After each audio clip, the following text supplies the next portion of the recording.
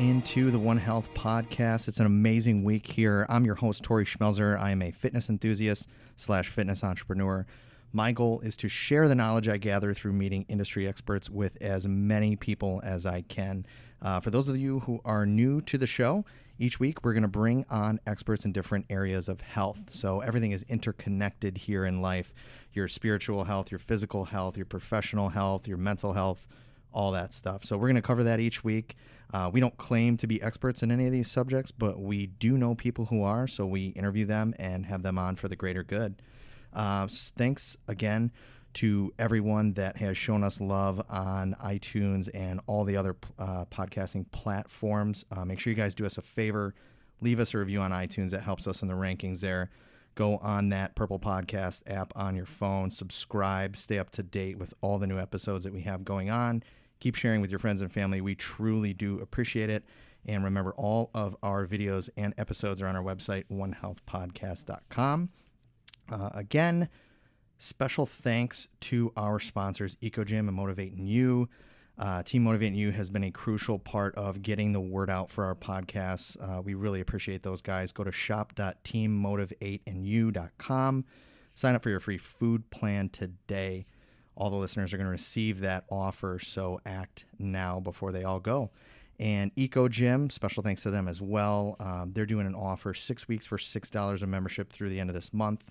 Just mention that you are a One Health subscriber, and you'll get that amazing offer. These guys have 24-hour club access, hyperbaric therapy, red light therapy, healthy organic meals that ship to your doorstep, supplements and smoothies, group fitness classes, all sorts of cool stuff. So go check them out at ecogymworldwide.com. This week on the show, I have a special guest, Mr. Mark Mitchell. Mark, thanks for joining us today. Tori, thank you for having me. Mark is a hydration expert, among many other things. Mark wears many hats here, but I wanted to have him on to talk about the importance of hydration and just kind of the general lack of knowledge that we all have when it comes to hydration, what it does to us on a daily basis. Mark, so you started in the legal world, right? Are you still a practicing lawyer? Right? We never get good. We always practice. Nice. So you're still doing that? Yes. How did you get started in this company, Hydrus? How did this all start? Good friend of mine, Bob Holtz, and the biochemist Skip Hube, they have been working on this for 10 years. And when it was getting ready to go to market, it was time to start consulting about not even legal issues, but how to get the idea of hydration out to people. Because one of the great obstacles that we have is hydration is something everyone intuitively knows about, but they don't ever think about in an active way. And it affects everything, literally everything that the body does. If you think about food, you can go 3 weeks without food. You can only go 3 days without water. But on the other side, you can actually die of water poisoning. It's a condition called hyponatremia, and your brain drowns. So that's a real thing. I've heard people say that, and I'm like, no way, that is a real thing. Okay, it is, and it's tragic whenever it occurs. I think there was a death here in the Chicago area, maybe the last couple of years, but the first time I really experienced it, I was living in Washington, D.C., and a young fella who was in the police academy was distance running training, and he had a Camelback and all that. He literally watered himself to death. The brain drowns, and the issue is hyponatremia is a Greek word that means not enough salt. So if you don't have sodium and potassium, which we generally call electrolytes, in with the H2O, the water, it's not good for the body. So how many, are we talking like he must have had, 3-4 gallons of water or something during the course of a day? I mean, like volume-wise, what are you looking at? Well, it's volume and replacement. Okay. So if he was doing distance running and sweating out a large amount of his own salt, and then replacing it with only H2O, that's when it becomes toxic to the body. So it's not just that you can have too little, you can also have too much, and therefore the balance is critical to every muscle in the body. And keep in mind, your heart is a muscle. Oh, yeah, good point. So you guys were researching this for years. Sorry, we got kind of sidetracked there. Take us back to kind of the development of what you were doing. Skip Hube is a biochemist. He's down in right on the Florida-Georgia border, and he is a very accomplished theoretician of the manner in which any number of different substances get to the cells in the body. So generally, what you have is it's called the carbohydrate digestive mechanism, the way in which you eat and then it's broken down. So anything with sugar in it goes to the stomach first, is broken down, and then goes out to the cells of the body. He was always looking at a manner in which something can be ingested and get to the cells right away. And that comes down to liposomes. So a lipid is any cellular fat. Your lips, your eyelids, your eye, the tissues of the eyes, and so forth. Those are composed of lipids. And so the lipid, or a phospholipid, is the same material that is a cell wall.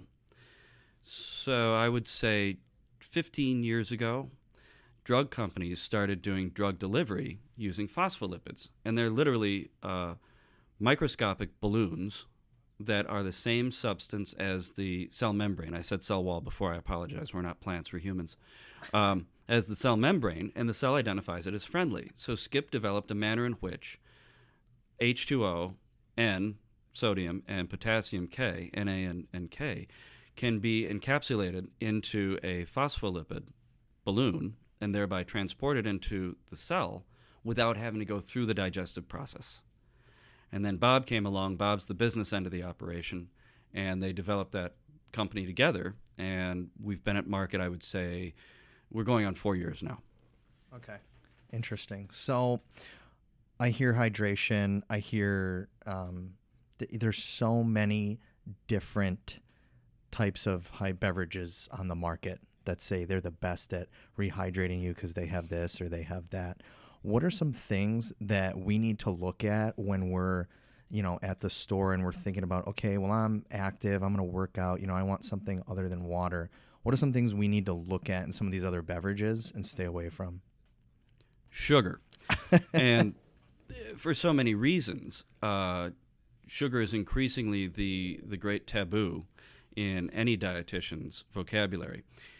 Increasingly, what you also see is that sugar is the cause or the exacerbating point of inflammation throughout the body. So even if it's traumatic arthritis, not rheumatoid arthritis or an autoimmune disease like that, even if it's traumatic or osteoarthritis, sugar makes it worse.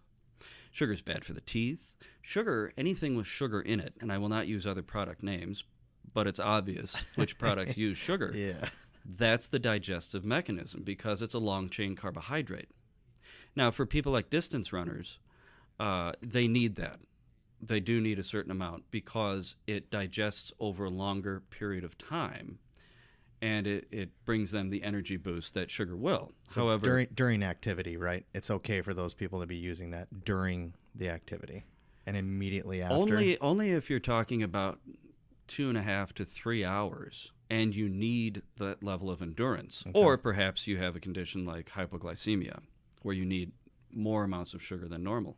Beyond that, the body gets more than enough sugar from anything, your morning cup of orange juice to that tomato you had in the salad. That's a natural sugar delivery. When you're putting it into a beverage for the sake of a digestive function or taste, and so often things are loaded up on sugar for the sake of taste, it's not good for the body, and it does not help absorption. And when you look at hydration and electrolytes, the importance is the degree to which and the speed with which the body absorbs that. The speed with which the water gets to the cells, the sodium and the potassium gets to the cells. And if anything with a long-chain carbohydrate, which is sugar, is going to take that much longer. So from the perspective of you don't want to have to go to the dentist, you don't want to put on extra weight, and all the way down to you need to get it into the body, into the tissues faster, anything with sugar is a mistake. Okay. So that's one thing we need to look for on those. Artificial colors. Okay. Yeah, there's a lot I see on plenty of labels. That's one of one of the 27 ingredients on there is always artificial colors. If it stains the carpet and you can't get the stain out, do you really want to put that in your body? I mean, these are things that that's something nobody thinks of, that right there. Well, it's just that simple. And it's also something else that's in there. It's another chemical agent that's in the beverage. Sure, it looks good. Do you really want that, though? Yeah, exactly. Sugar, I see sugar alcohols kind of getting into a lot of things, too, lately. I see that and then that's not a natural ingredient either, is it? Well, alcohol itself it's a natural compound. It's the result of fermentation. And if you look back a couple thousand years, the Romans, their long-distance march beverage, I believe it was called Posca, and it did have a certain amount of naturally fermented alcohol to it because it gives you a little boost. Alcohol initially acts as a stimulant, and then ultimately it's a depressant in excessive amounts. But no, I really don't recommend. I mean, if you want to go out at 5 o'clock in the evening and have a cocktail, that's one thing. That's fine. Yeah. If you're working out, I wouldn't say doing it with tequila. No. So, hydration from the common person's standpoint. Let's say, I only work out 2 to 3 days a week. What are some side effects here of dehydration in the body, other than like the normal things we think of? Well, of course, anyone who sweats knows that they have to replace that. So when you're working out, you're much more attuned to the need that the body has for water replacement. And everyone knows that sweat is salty. You need to replace the sodium. You can't really taste potassium, but that's going out the pores along with the sodium. Athletes will know that. Anyone who really pushes himself, whether it's on the golf course for 18 holes or in the gym, you are aware at that moment. Some of the more standard, if you're only working out 3 times a week, some of the more standard symptoms of dehydration that you'll feel at home, at the office, behind the wheel: fatigue, because the body begins to go into a preservation mode. So if you haven't had enough water and you don't have enough electrolytes, the body's getting tired because it's concentrating those resources where they need to be: the heart, the lungs, the necessary large muscles that keep you upright, quite literally. Fatigue, and then that goes with headache, irritability. So people think to themselves, well, I drink enough. Yeah, what did you have? Well, I had 2 cups of coffee at 9 a.m. That's interesting. Coffee's a diuretic, so that will send you to the bathroom, and that was probably gone by noon. Well, I had a Diet Coke at noon. Okay, you probably got about 50% worth of your hydration, not your day's hydration, but take that Diet Coke can, cut it in half, and that's the only meaningful water that you had in there. And then, I'll just have something else. And so often people don't drink enough during the course of the day, whether they're watching a kid's Little League game or they're in the office, because they don't want to have to get up and go to the bathroom all the time. Well, the reason it's going straight through the system is whatever you're drinking isn't of value to the system. And so the system's simply moving things through. It's a traffic cop. Keep going, keep going. We don't need this, we don't need this. If you're drinking something that's getting into the tissues, that's bringing the sodium and the potassium, the electrolytes that you need, it will stay with the system. You won't feel the fatigue. You won't get the headache. You won't be cranky. I wouldn't say confused. I don't think people walk around thinking that they can't think straight or do math in their head because they didn't have enough water. But yeah, you're not as sharp. Got it. So focus is a huge thing. Okay. How many liters of water do we need to be taking in? Is there like an average or? Well, that depends on who you ask. See, but I've heard all different types of answers, so that's why I wanted to ask you. On the one hand, it depends on whom you ask, but on the other hand, it's not quantity, it is quality. Okay. So again, you can die of too much water. You can die of hyponatremia. So it's not just that you need the water, you need the electrolytes that go with it. And the electrolytes, the whole thing, the whole package, works to absorb that much better into the tissues. And the tissues form the organs, and the organs are what keep us alive. So there is no straight up answer. The clinical trials that we've done indicate that over a certain body size, you need more than under a certain body size. Well, isn't that just intuitive? Yeah. Obviously. But at the same time, it also depends on where your muscle mass is based. You can be 6 feet 6 inches tall and skinny as a rail. I have an uncle like that. He's has an amazingly fast metabolism for his size, but it's not going to major muscle groups. You can be 5'8" and built like a brick you-know-what, and those muscles are going to be demanding more, and if they're not getting it, they're going to be taking it from somewhere else in the body. So I can't give you an answer, and anyone who gives you an answer is either making it up as they go along or they're pushing an agenda. Interesting. Yeah, I've heard so many different. I mean, you just go and you read online, and it's, well, you need an ounce per pound of body weight that you have and stuff like that. That's really interesting. Well, it's the same question with how much protein do I need? Well, I don't know. What do you do in the course of a day? I'm a lumberjack. Oh, you'll need quite a bit. How about you? What do you do in the course of the day? I'm a radiologist. Oh, so you spend a lot of time looking at film. Okay, you don't need that much. And what does excess protein become but fat? The body will find a way, but each body is individual. The idea with proper hydration is that you know that you need it, and you do smart hydration. You drink water with electrolytes. You avoid adding excessive caffeine to the beverage. You avoid adding excessive sugar to the beverage and so forth. And then you're going to feel a whole lot better no matter what you're doing. Gotcha. So athletes, talk to me about hydration in athletics. Everybody wants the upper hand. They want that edge, right? Are you finding a lot of pro athletes spend a lot of money on this? Is there a lot of research going to this? I feel like everywhere, every sporting event that you watch, it's sponsored by two companies. And again, we don't have to name them, but everybody can pretty much guess. Do you feel that's kind of overlooked in athletics, or are people actively like really researching this on like the professional level? We have a number of universities, big name universities, with whom we work. And the first thing that they hate in any sports beverage is sugar. There's a trainer for a major university that happens to be doing really quite well on the national stage at the moment who says point blank that his athletes do not recover as quickly from injury if there's sugar in what they're drinking. And so he is absolutely death on the sugar issue. What you will find is that any trainer, any coach, any athlete, him or herself, does want an advantage. What you find, the major complaints from dehydration are with athletes, either at the collegiate or the professional level, cramping and endurance. And both of those are directly affected by dehydration. Both of those are enhanced by proper hydration. What we find with Hydrus, quite literally, is that you just don't get cramps. Or if you feel the cramp coming on, leg muscles usually, you feel that cramp coming on, you knock down a pint of it, and it resolves before it gets bad. Well, why is that?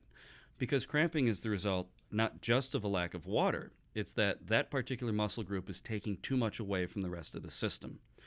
And if you're running up and down the field or up and down the court, and your heart is working twice as hard as your leg muscles, the heart is essential. The leg muscle can wait. The body will transfer the hydration and the electrolytes to the heart before it will take care of the leg muscle. Hence, if you put the hydration and the electrolytes back in, the cramping will stop. Why does the muscle cramp? Well, it's a technical term called tetanus, like lockjaw tetanus. That's also a term. It's the muscle ratchets itself closed so that it will still hold the bone, the other tissue together, but it no longer needs what it's now sending to the heart and the lungs. So it's an entire systemic thing. You have to have the water and the electrolytes together in order to maintain the endurance and to avoid the cramping. This, because of the liposome delivery system, as soon as you start drinking it, it permeates the cells in the mouth, the esophagus. By the time it gets to the stomach, it's already absorbed. And so we find, there's two kinds of evidence, statistical evidence and anecdotal evidence. Anecdotally, any number of athletes, particularly tennis players, wrestlers, because both of them are worried about adding too much weight. So they don't want the sugar. But they're also, I mean, we just had at Wimbledon the longest tennis match in the history of the game. Remember that one? How long was it again? Oh, it was something obscene, like 6 hours or more. 6 hours straight. Well, they had to recalibrate the next day because it ran too long and it was going dark and so on and so forth. But those athletes will tell you they cannot get by without it because once you start cramping, you have to recalibrate the system. If you address the cramping and if you're properly hydrated going into it, you don't get to the point where the muscles start locking up, where the system starts to feel fatigued because it's maintaining those last few necessary muscles to keep the whole body alive. Yeah. Interesting. What else do we need to know about hydration in general? What are some other facts here? I didn't even know. See, you already got into things that I didn't even think about, so it was kind of hard for me to come up with a ton of different questions on this. What are some other facts that we need to know? By the time you feel thirsty, you're already dehydrated. Okay. One of the best resources that anyone can look into, and I don't know why the American Tennis Association has spent so much time, but a number of years that they've been doing some serious hydration science. Usually you wake up about 5% dehydrated, 5 to 10%. As soon as you start moving around, you start to use your water. You start to use up your body's water. If you want a visual demonstration of that, think about the winter. Every time you breathe, you see a cloud. That's water vapor coming out. Oh, yeah. Every time you do it. Now, just because you can't see it doesn't mean you're not breathing out your body's water. So when you wake up is the first time you have to think to yourself, okay, I need something good going into the system. Coffee will wake you up. But like I said, it's a diuretic. It'll also go through the system real fast, and it takes all the other fluids with it because it stimulates the kidneys. Orange juice is fine, but it is full of natural sugars. So that's going to take a while for the body to digest in order for anything good from it to get into the system. Kind of a morning, noon, and night type thing. We did a lot of test marketing with college students because they're on the go all the time. They're walking from class to class to class. Many of them are either NCAA athletes or recreational athletes. So you have a real diversity of different physiological types. But they also get to that point about 2 in the afternoon, the afternoon class, where you start falling asleep. Well, when you get out of college, that's the 2 o'clock in the afternoon meeting where you are trying so hard not to get caught out for nodding off. Yeah. And you feel like everyone else in the room is staring at you because they notice that you're doing that.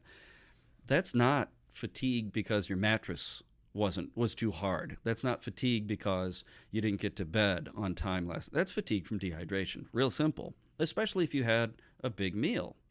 And oh no, I had 2 Diet Cokes and a couple of waters. Well, that's fine. That went to digestion. Yeah. Now what'd you do for the rest of the day? What'd you do for the body after that? Yeah.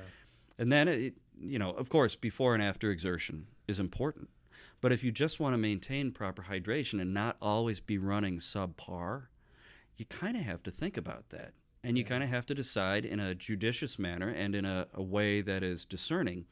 This I know. When I drink this, I feel better. And if I drink this, I feel better, and I can go longer throughout the day, I have to kind of maintain that. That can mean just, what we find generally, is if you're not having a big exertion day, 3 pints of Hydrus, morning, noon, and night. Well, why night? I'm just going to bed. That's right. Are you breathing while you're in bed? Yep. Yes. You'll be dehydrating as you go. But you'll wake up, you'll sleep better, and you'll wake up feeling refreshed. From a business standpoint here, from a branding standpoint, I feel like, are these other companies not putting as much money into researching how their product gets absorbed in the body? You are the first person that I've heard of or even seen it on a label, and I've tried them all. Are they just not doing more research on the delivery systems? Is that what it boils down to? Or are they just looking at it from a pure profit standpoint? Hey, it costs us too much to do that. You know what I mean? It's both. there's a certain amount of proprietary information, trade secrets. Of course. There's a certain amount of sheer volume business. If it ain't broke, don't fix it. And again, without using product names, the 800-pound gorilla survives to this day as successfully as it does because everyone knows the logo, everyone knows the colors, everyone knows the brand. But by and large, they're not well loved in athletic circumstances because of the sugar and because their formula has not changed in a long time. But they're going to keep doing what they're doing because they have the market share, 85% market share, and they can pay big bucks to put that cooler on the sidelines, and every time the camera pans the sidelines at the college football game, you see that cooler. And so it's ingrained in the American market psyche that that's the go-to. So it's a matter of education, but also until you get, it sounds like a cliche, and I guess it is, an educated consumer, but until you get folks who are really looking for that alternative, it's not the economic model that's going to sell millions and millions of gallons. I have a good friend with whom I went to undergrad, and his son is a fantastic high school athlete. He's also a type 1 diabetic. And so he has to be very, very careful about his sugar consumption, but he's football, basketball, baseball. And so he is constantly developing his physical skills and exerting. And this is the only product that he can really rely on for giving him the hydration and the electrolytes without any of the sugar. Well, just because he's been drinking it, his friends are, and then parents get involved, and then especially mothers who are always looking at what's in the fridge are looking and say, oh, gosh, no sugar, and it's that much better? All right, we'll buy it. Or my kid loves it. Fine, we'll go for it. But until you find that nexus where someone decides that this is a much healthier operation, this is much better, a lot of times people just drink what they like. It's tasty. So... Not that this isn't tasty. It's not flavored with sugar. My gosh. So it's a general lack of just knowledge with, the population in the U.S. and around the world, really, that, hey, this stuff says it hydrates you, but it really doesn't. So compared to other products on the market, are you guys priced pretty similar to that, or do you pay a little bit more for the product because of the higher quality? How did you guys kind of decide that? To determine how much you want to use in your water. I myself drink it with iced tea, really? Non-caffeinated tea. Okay. I use it in lieu of any other sweetener, but it's better. Tea is just essentially colored water. Mm-hmm. It's better as far as hydration, and it gives you the electrolytes that just either sugar or a Splenda type sweetener will not give you.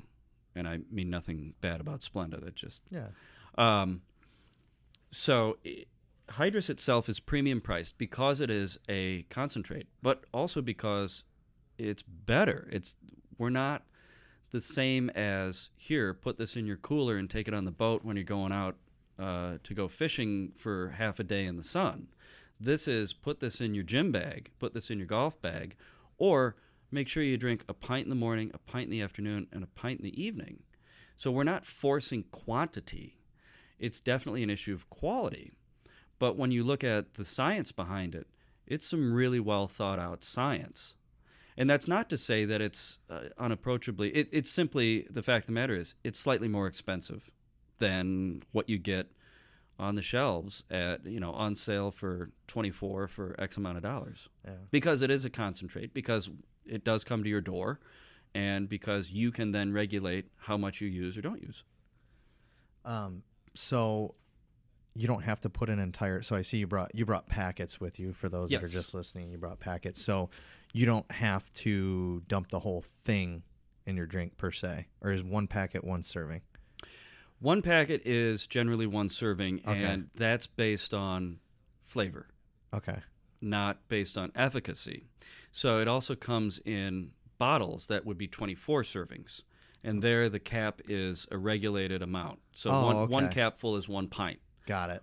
But if you want a little less flavor, use a little less Hydrus. You want a little more flavor? Use a little bit more. It doesn't affect the efficacy of the liposomes doing their job, delivering the water and the electrolytes. Interesting. So so you're going to pay a little bit more, but the product actually does what it says it's going to do. It does. We do have the clinical data. We have the anecdotal data, of course, but we do have the clinical data. We have 2 different clinical studies that I won't go into extensive detail, but one was done by the World Health Organization. The other was done by a branch of the United States Armed Forces. So these are not labs that we paid to get the right answer from. These are labs that wanted to test it and came back saying what you say is true in varying degrees. Again, it matters if you're talking about a 5-year-old who has chronic diarrhea versus a 26-year-old graduate school athlete who is in tip-top physical shape. There are different hydration needs for both body types. Of course. But the delivery system has proven to be effective. So have you found other companies out there that you just mentioned they kind of pay to get the results that they want? Not only I think that happens, and there's proof that it happens in the supplement industry all the time, which is a huge issue. So how did you guys come up with that idea to get with these other organizations, and were they really responsive right away, or were they kind of standoffish? Hey, this is just another product somebody's trying to hawk on us, you know? When you work through the biomedical industry and you're not simply going for a marketing specific result, when you want a legit result and you're willing to subject your product not knowing, and it's a roll of the dice. We've got all the science. We think it works. If you're willing to roll the dice and see what comes back, oh yeah, they'll do it for you. And they'll do it for free because they want to know. But no, one of the 2 studies took 2 years. Wow. And that's one where you can't tell them to hurry up. You can't tell them, we'd really like this. But, they said, if we're going to do it, it's going to take 2 years. So we were in a holding pattern for, 24 months wow. until they came back and said, and here it is. And the reason I'm not using certain names is that you're told, just like Tang is the astronaut's drink, it really isn't. You're told that these are internal results for you, but you cannot say that we endorse the product. Of course. Any lab that comes back and says, oh, you can put our seal of approval on it, you essentially say paid for that seal of approval. That's the difference. When a lab comes back and says, here are the results, and it panned out, it proved to do what it says, but you can't use our name except if someone's under a non-disclosure agreement and you can never advertise using this, then you've got the real deal. Yeah. And we can reference it in certain contexts. We can't in a venue like this advertise using that because we didn't pay for it and they don't like their name being used in a way that could implicitly or explicitly endorse an individual marketable product. So for 24 months you were sitting there wondering, there's a really good chance that they could come back and be like, nope, this absolutely does not work at all. No, what we were afraid of was, the anecdotal evidence was overwhelming. What we were afraid of was that the clinicals would come back and say, it's marginally better than water alone. But no, it came back and said it is significantly better than water alone. And the product was tried against water alone and against other products on the market. And the other products essentially failed early on in the testing because of the sugar or because they're just gimmicks. There's actually no science behind this or that other bottled beverage that purports to do something. In fact, it doesn't. So the final run of the trials was different shapes and sizes of body, men and women, different ages, and it was largely Hydrus was going up against water alone. And then it came back that it was significantly better than water alone. Interesting. So short of getting an IV, this is probably the best thing that you can do orally? Actually, that's literally true. That's literally true. An IV will hydrate you faster, but that is a needle into a major vein. Yeah. This we can't. There's nothing in this world that is truly instant or immediate. Yeah. There is always a time delay. However, the absorption that Hydrus puts into water, and then also with the sodium and the potassium, begins as soon as you drink it. So as soon as it starts hitting the cells of the tongue, the throat, the esophagus, it is beginning to absorb. And this is something that we don't really market it as, but we did enough test marketing on college campuses. A real good indicator of the speed with which Hydrus works is not just that it resolves cramps right away, it also kills a hangover within 5 minutes. But a hangover is dehydration. Yeah. Because if it was all the beer, well, you've been urinating out all of your fluids all night, and you went to bed and you weren't drinking water. If it was liquor, well, that dries you. You know that alcohol is used as a drying agent in any number of different chemical contexts or commercial contexts. That dries you out. The headache is absolute dehydration. The fatigue, dehydration. The fogginess of thought processes, dehydration. But time and time again, otherwise very healthy college students said, I tried this after a really long Friday night and the hangover went away instantly. I said, well, yeah, it'll do that. But I think there's some creative marketing there that you guys could use. We would rather be known we would rather be known for supporting healthy lifestyles than by enabling unhealthy lifestyles. But if it's dehydration, it's dehydration. And then you look at, these are young people. You look at old folks. We've done a lot of work with, managed care facilities and full-on nursing facilities. Old people either don't remember to drink enough water, if it's a matter of dementia, or old folks don't like the idea of having to go to the bathroom all the time, especially at night. They're afraid of falling. So they get dehydrated, and then they get really confused or irritable or combative, or it also leads to kidney disease, urinary tract problems, and so forth.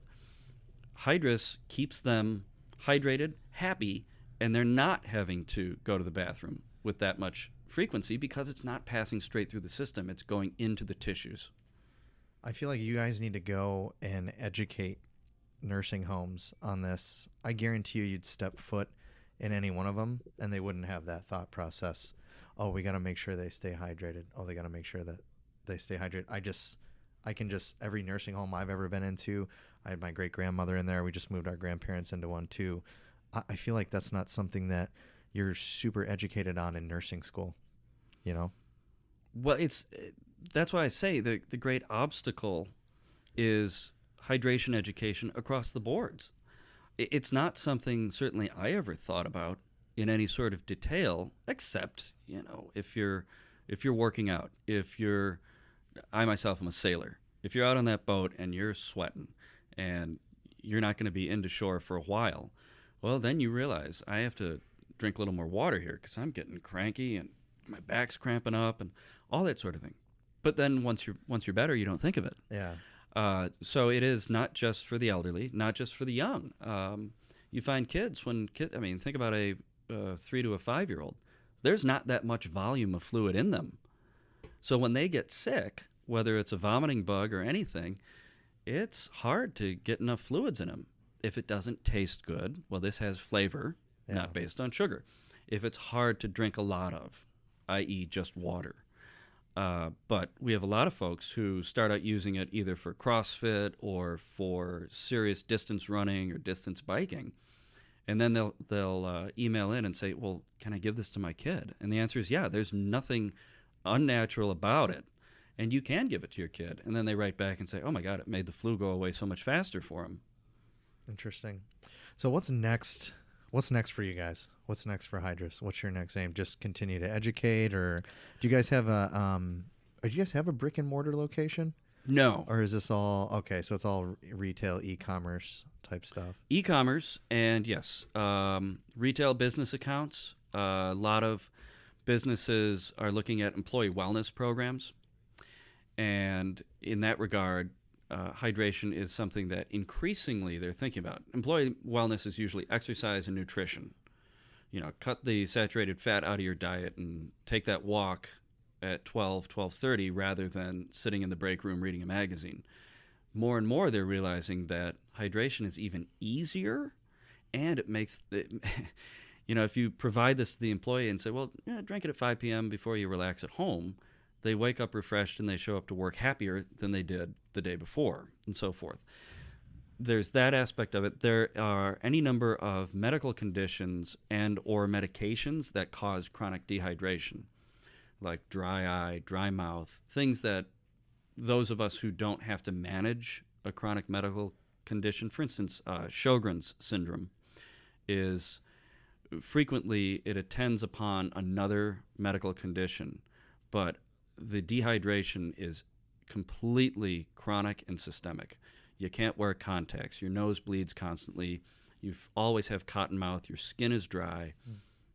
Hydrus is an easy solution for folks with that condition. Or, for instance, folks who are going through chemotherapy or any other drug therapy where it's difficult to have an appetite and sometimes just about everything makes you queasy. Hydrus is an easy one because it's more bang for your buck. Okay. So that's just in terms of education and not even marketing, but finding the groups of folks for whom this would be not just give you that edge on the basketball court when you're doing a pickup game or on the golf course, but make your life better on the one hand. On the other, obviously, from a production standpoint, the next step would be what we call hot bottling, ready to drink, which is rather than a concentrate, you actually have a bottle of Hydrus or a six-pack of it that you can buy. Now, that's a double-edged sword right now because we're much more eco-friendly because you can buy a bottle of Hydrus and it's 24 servings. So that's 24 plastic bottles that you didn't produce, and neither did we. So that's 24 bottles of garbage and so forth. One of these little packets, they're actually soy sauce packets. They're not McDonald's ketchup packets. They're actually soy sauce packets, so they can take a lot more weight and pressure if it's in your back pocket or in your gym bag. Gotcha. Yeah, if you're watching on our YouTube channel right now, I'm going to hold one up here. Yeah. But those, if you think about the amount of waste that that's producing compared to a plastic bottle, that will give you a pint. Well, so will a plastic bottle. That's a lot less garbage profile, if you will, than a bottle. And if you look at the European Union, they are rapidly phasing out or penalizing plastic producers. Okay. That's starting over here in this country with straws. It's either a paper straw or no straws at all.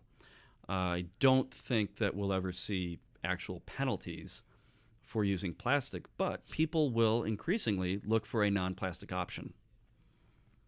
So bottling would be one thing, but yeah, I didn't even think of the environmental aspects, of course, with our involvement in EcoGym. Yeah, those are things that need to be front of mind that a lot of these companies don't think about. So are you guys going to go down that route? Have you made that decision? Or Sure, because Okay. it'll always come in the concentrate. We can always do that. But there will also always be a market for, I want to be able to put my hand in the fridge or the cooler at the grocery store, the convenience store, and grab it and drink it and go.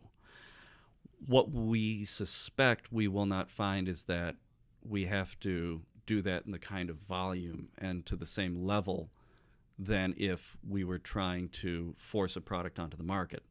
This product speaks for itself, and people have found that they really like the freedom and the convenience of the concentrate and the ability to add it to whatever they want. We did a golf outing somewhat recently, and literally one guy in each foursome said, "Can I put this in booze?" I'm like, well, you can. It won't get you drunker, but it will keep you hydrated.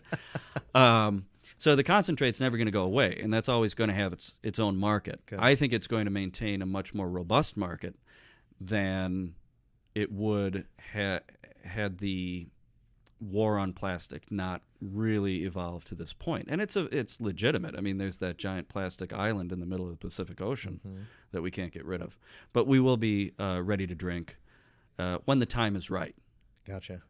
What was the biggest challenge in getting this product to market? Did you just think it's the education again? Yeah, there really hasn't been. We haven't had any setbacks. We've had no scientific setbacks, no production setbacks, no packaging setbacks. So and the momentum grows per definition, the snowball rolling downhill. Um, it, the So I hesitate to call it an obstacle, but what will make everything better for Hydrus, but then also for people, is simply understanding the importance of hydration, but not just drinking a whole bunch of water that makes you feel bloated. It's drinking water that comes with the electrolytes, that absorbs into the system, that isn't just it's not just paying rent and then moving on. It's actually staying with you. Are you guys? I feel like you guys need to do some workshops or something about this. Are you guys doing any of that or have any of that planned? We've done employee wellness programs.